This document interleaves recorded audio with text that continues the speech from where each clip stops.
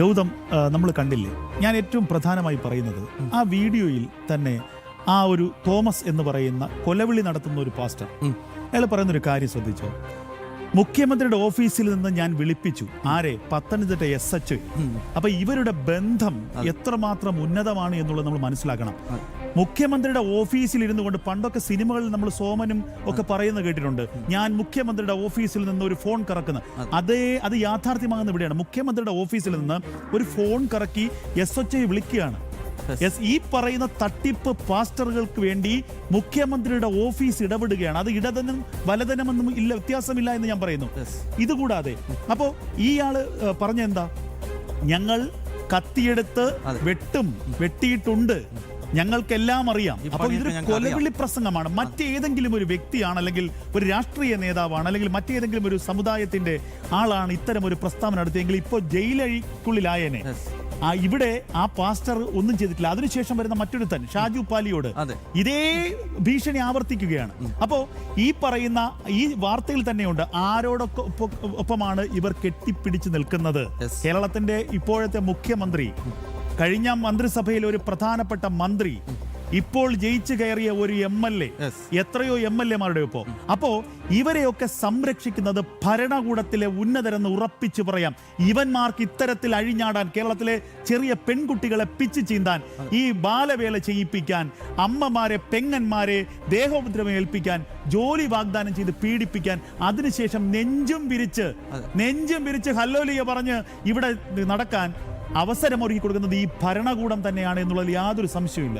അത് തന്നെയാണ് പ്രിയപ്പെട്ട പ്രേക്ഷകരെ. ഇത് വളരെ ഗൗരവമുള്ളൊരു വിഷയമാണ് രഞ്ജിത്ത് അമ്പാടി സൂചിപ്പിച്ചതുപോലെ. കാരണം ഒരു നിയമ സംവിധാനം ഈ രാജ്യത്തുണ്ട്, ഇവിടെ ഭരണഘടനയുണ്ട്, നിയമവ്യവസ്ഥയുണ്ട്. പക്ഷെ ഇതിനെയെല്ലാം ഒരു മതത്തിന്റെ ചട്ടക്കൂട് ഉയർത്തിപ്പിടിച്ചുകൊണ്ട് വെല്ലുവിളിച്ച് ഒരു പുതിയ ലോകക്രമം ചില പരിസരങ്ങളിൽ സൃഷ്ടിക്കാൻ ഈ പാസ്റ്റർമാർ ശ്രമിക്കുന്നു എന്നത് തന്നെയാണ് ഈ വിഷയം.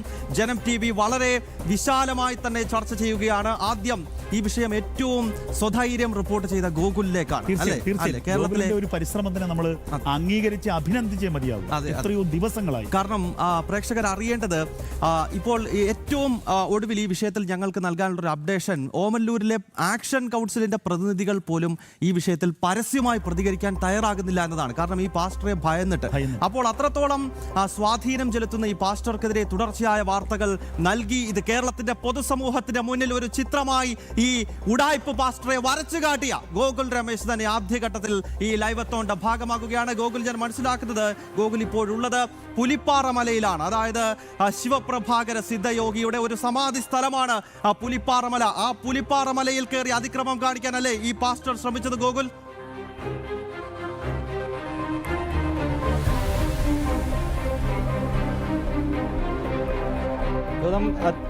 രഞ്ജിത്ത് അമ്പാടി, തീർച്ചയായിട്ടും എന്തായാലും ഈ വിവാദ പാസ്റ്റർക്കെതിരെ ഒരു നിയമ നടപടി ഉണ്ടാകേണ്ടത് അത്യാവശ്യമായിരിക്കുന്ന ഒരു ഘട്ടമാണ്. കാരണം അയാളുടെ ചെയ്തികൾ, അയാളുടെ ക്രൂരതകൾ അത്രമാത്രം അടിക്കടി വർദ്ധിച്ചുകൊണ്ടിരിക്കുകയാണ്. ഓരോ ദിവസവും അയാളുടെ മേൽ വന്നു വീഴുന്ന പരാതികളും അയാൾക്ക് മേൽ ഉയരുന്ന ആരോപണങ്ങളും അത്രമാത്രം ദൃഢമുള്ളതാണ്, ശക്തമുള്ളതാണ്. എന്തായാലും ആ രീതിയിൽ വലിയ പരാതികളൊക്കെ ഉയർന്നു വന്നുകൊണ്ടിരിക്കുന്ന ഒരു സാഹചര്യത്തിൽ കൂടിയിട്ടാണ് നമ്മളെന്തായാലും ഈ ഒരു വാർത്താ പരമ്പരയായിട്ട് തന്നെ ഇയാൾക്കെതിരായിട്ട് ചെയ്തു തുടങ്ങിയത്. എന്തായാലും ഇപ്പോൾ ഏറ്റവും ഒടുവിൽ നമ്മൾ ഇന്നിപ്പോൾ ലൈവത്തോൺ ആസൂത്രണം ചെയ്തു. അതിൻ്റെ അടിസ്ഥാനത്തിൽ ഈ വിഷയം സംസാരിക്കുന്നതിന് വേണ്ടിയിട്ട് ഇത്രയും നാൾ അയാൾക്കെതിരെ പ്രതിഷേധിച്ചുകൊണ്ടിരുന്ന ആക്ഷൻ കൗൺസിൽ, അതായത് ഇവിടുത്തെ നാട്ടുകാർ ചേർന്ന് രൂപീകരിച്ചിട്ടുള്ളതാണ് ആക്ഷൻ കൗൺസിൽ. ക്രൈസ്തവ വിശ്വാസികൾ ഉൾപ്പെടെ ആ ആക്ഷൻ കൗൺസിലുണ്ട്.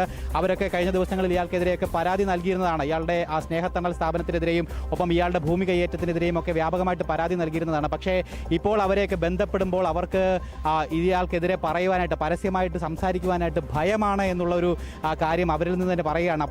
പലരെയും ബന്ധപ്പെട്ട അവർ പറയുന്നു, അമ്മയും ഭാര്യയും മക്കളുമൊക്കെ ഉണ്ട്. ഈ പറയുന്ന പാസ്റ്റർ ഞാൻ ഇത്തരത്തിൽ ക്യാമറയ്ക്ക് മുൻപിൽ വന്ന് ജനം TVയോട് ഈ കാര്യങ്ങളൊക്കെ തുറന്നു പറയുകയാണെങ്കിൽ തൻ്റെ കുടുംബത്തെ വരെ അയാൾ അല്ലെങ്കിൽ കൊല്ലുമെന്ന് വരെ ഭീഷണിയുണ്ട്. ആ രീതിയിലുള്ള ഉപദ്രവങ്ങൾ അയാളിൽ നേക്കുമെന്നുള്ള ഭയമുണ്ട്. അതുകൊണ്ട് തന്നെ ക്ഷമിക്കണം, ഞങ്ങൾക്ക് ക്യാമറയുടെ മുന്നിൽ വന്ന് ഇപ്പോൾ സംസാരിക്കാൻ സാധിക്കുകയില്ല എന്നുള്ളതാണ് അവരിൽ ഭൂരിഭാഗം പേരും നമ്മളോട് വ്യക്തമാക്കി കഴിഞ്ഞിരിക്കുന്നത്. മാത്രമല്ല ഈ രീതിയിൽ വിദേശത്തൊക്കെ അല്ലെങ്കിൽ മറ്റ് സംസ്ഥാനങ്ങളിൽ ബംഗളൂരുവിലടക്കം പഠിക്കുന്ന കുട്ടികളുള്ള ആൾക്കാർ വരെ ഈ ആക്ഷൻ കൗൺസിലുണ്ട്. അതുകൊണ്ട് തന്നെ ഇവർക്ക് ഭയമാണ്, ആ കുട്ടികളെ ഏതെങ്കിലും തരത്തിൽ ഇയാൾ ഉപദ്രവിക്കുമോ, വീട്ടിലില്ലാത്ത കുട്ടികളാണ്, അവരെ അവിടെ പോയി ഇയാളുടെ സ്വാധീനം ഉപയോഗിച്ചുകൊണ്ട് ഉപദ്രവിക്കുമോ, അല്ലെങ്കിൽ കള്ള കേസുകളിൽ കൊടുക്കുമോ, മയക്കുമരുന്ന് പോലെയുള്ള ലഹരിക്കടത്ത് കേസുകളിലൊക്കെ ഇയാൾ ഇങ്ങനെ പ്രതികരിക്കുകയാണെങ്കിൽ തങ്ങളുടെ കുട്ടികളെ പെടുത്തുമോ എന്നതടക്കമുള്ള ഭയമാണ് ഇവിടുത്തെ ജനങ്ങൾ നമ്മളോട് പങ്കുവച്ചിരിക്കുന്നത്. അങ്ങനെ ഇയാൾ ഇവിടുത്തെ ഒരു നാടിനെ മുഴുവൻ ഇത്തരത്തിൽ ഭയത്തിൻ്റെ മുനയിൽ നിർത്തിയിരിക്കുകയാണ്, ഭീഷണിയുടെ മുനയിൽ നിർത്തിയിരിക്കുകയാണ്. ഇതിൻ്റെ ഉദാഹരണം നേരത്തെ ഉണ്ടായിട്ടുള്ളതാണ്. പ്രത്യേകിച്ച് ഈ വിഷയങ്ങളിൽ ആദ്യഘട്ടത്തിൽ ഏറ്റവും കൂടുതൽ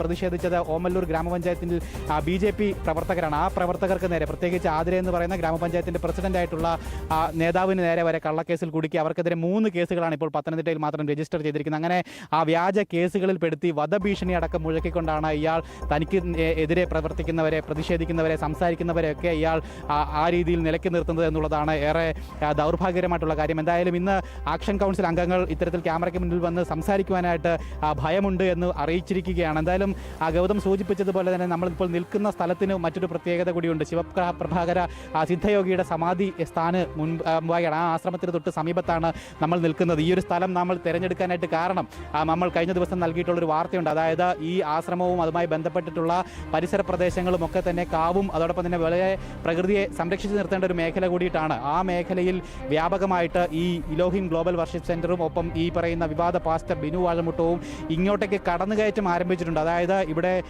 ഈ സ്ഥലങ്ങളൊക്കെ കൈയേറിക്കൊണ്ട് ഇവിടുത്തെ പ്രകൃതിയെ നശിപ്പിച്ചുകൊണ്ട് ഇവിടെ പെന്തക്കോസ്ത് പ്രാർത്ഥനാലയവും അതോടൊപ്പം തന്നെ മറ്റ് അയാളുടെ സ്ഥാപനങ്ങളും സംവിധാനങ്ങളും ഒക്കെ ആരംഭിക്കാൻ വേണ്ടിയിട്ട് വർഷങ്ങൾക്ക് മുമ്പ് ഒരു നീക്കം നടന്നിട്ടുണ്ടായിരുന്നു. അതിനെ ചെറുക്കുന്നതിന് വേണ്ടിയിട്ട് ഇവിടുത്തെ ജനങ്ങൾ ഒറ്റക്കെട്ടായിട്ട് നിൽക്കുകയും ചെയ്തിട്ടുണ്ടായിരുന്നു. എന്തായാലും നമുക്കിപ്പോൾ എനിക്ക് തോന്നുന്നു ആ ദൃശ്യങ്ങളൊന്ന് കാണുവാനായിട്ട് സാധിക്കും. നമ്മൾ പുലിപ്പാറ മല എന്ന് പറയുന്ന ആ മലയിലാണ്.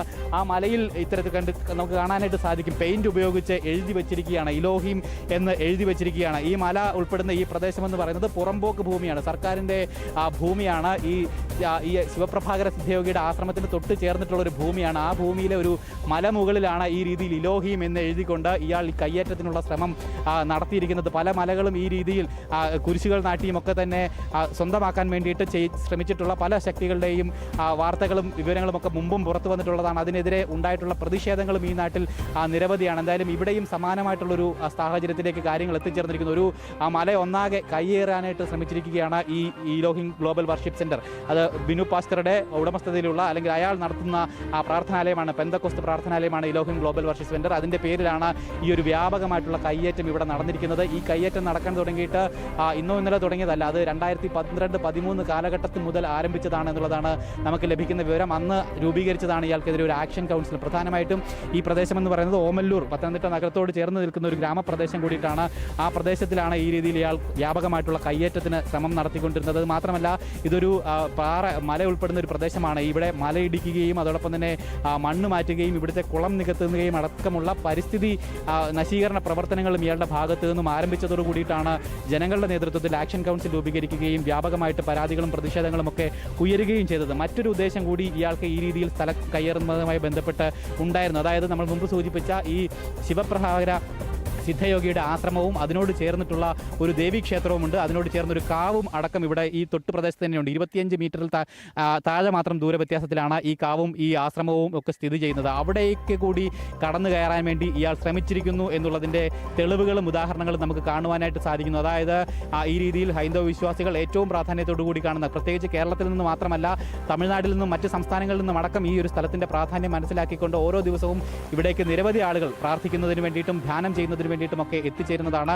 ആ പ്രദേശത്തിൻ്റെ ആ ഒരു പൈതൃക പാരമ്പര്യവും അതോടൊപ്പം തന്നെ ആധ്യാത്മിക പാരമ്പര്യവും ഒക്കെ മനസ്സിലാക്കിക്കൊണ്ട് അതിനെ ചൂഷണം ചെയ്യുക എന്നുള്ളൊരു ഉദ്ദേശം കൂടി ഈ ബിനു വാഴമുട്ടം എന്ന് പറയുന്ന ആ പാസ്റ്റർക്കുണ്ടായിരുന്നു. അതുകൂടി കണക്കാക്കിക്കൊണ്ടാണ് ഇയാൾ ഇവിടെ ഈ കാണുന്ന തൊട്ട് താഴെ കാണുന്ന കുറച്ച് സ്ഥലം അയാൾ വാങ്ങിച്ചു. അതിന് തൊട്ട് പിന്നിലേക്കാണ് ഈ ഒരു പുറമ്പോക്ക് ഭൂമി കിടക്കുന്നത്. ആ ഭൂമിയാണ് ഇങ്ങനെ വ്യാപകമായിട്ട് കയ്യേറി വന്നുകൊണ്ടിരിക്കുന്നത്. എന്തായാലും നാട്ടുകാരുടെ വലിയ പ്രതിഷേധമുണ്ടായതുകൊണ്ട് അത് തൽക്കാലം ബ്ലോക്കായി നിൽക്കുകയാണ്. പക്ഷേ എങ്കിൽ പോലും ഈ മലയിൽ ഇത്തരത്തിലൊക്കെ എഴുതി വെച്ച് വേണ്ടാധീനമൊക്കെ എഴുതി വെച്ചിട്ട് അയാൾ ഈ വ്യാപകമായിട്ടുള്ള കയ്യേറ്റ ശ്രമം അങ്ങനെ തുടർന്നുകൊണ്ടേ ഇരിക്കുകയാണ്. ഏറ്റവും ഭയപ്പെടേണ്ട ഒരു കാര്യമെന്ന് പറയുന്നത് ഇന്ന് ഇയാൾക്ക് ഇതൊക്കെ ചെയ്യുന്നതിന് വേണ്ടിയിട്ട് നിയമപരിരക്ഷയും അതിലൊക്കെ തന്നെ അല്ലെങ്കിൽ ഇവിടുത്തെ ഭരണകൂടത്തിൻ്റെ ഒത്താശയും ഒക്കെ ലഭിക്കുന്നു എന്നുള്ളത് തന്നെയാണ്. അത് അനധികൃതമായിട്ടാണ് നിയമപരീക്ഷയ്ക്ക് ഇയാൾ സ്വായത്തമാക്കുന്നത്. പ്രത്യേകിച്ച് ഇവിടുത്തെ നിയമ സംവിധാനങ്ങളും പോലീസ് സംവിധാനങ്ങളും ഒക്കെ ഇയാളുടെ കൈവശം തന്നെയാണ്. ഇയാളുടെ പണത്തിൽ വീണിരിക്കുകയാണ്, അല്ലെങ്കിൽ ഇയാളുടെ ഉന്നത രാഷ്ട്രീയ സ്വാധീനത്തിൽ അതൊക്കെ ഇയാൾക്കൊരു എതിർപ്പ് ആയി മാറുന്നില്ല, അല്ലെങ്കിൽ ഒരു പ്രതിരോധം തീർക്കുന്നില്ല എന്നുള്ളത് തന്നെയാണ് നമ്മളെ ഏറെ ഭയപ്പെടുത്തുന്ന മറ്റൊരു കാര്യം. അതുകൊണ്ട് തന്നെ തന്നെ വരുന്ന ദിവസങ്ങളിലൊക്കെ ഇയാൾ എന്തൊക്കെ